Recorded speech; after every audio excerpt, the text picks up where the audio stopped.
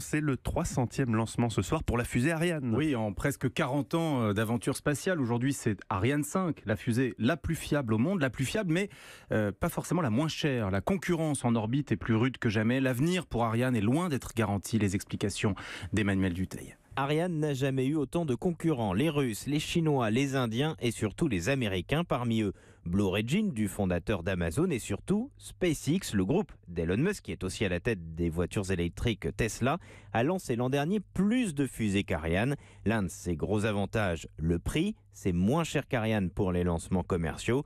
Il faut dire que SpaceX, en revanche, peut facturer beaucoup plus cher les lancements du gouvernement américain. On peut donc presque parler de subventions. SpaceX est aussi plus innovant. Il récupère à chaque lancement une partie de la fusée. Ça, on n'y a jamais cru chez Ariane, mais ça pourrait changer. Stéphane Israël, patron d'Ariane Espace. Si vous faites peu de lancements, vous n'avez pas d'intérêt à finalement concentrer tout votre outil industriel vers la réutilisation.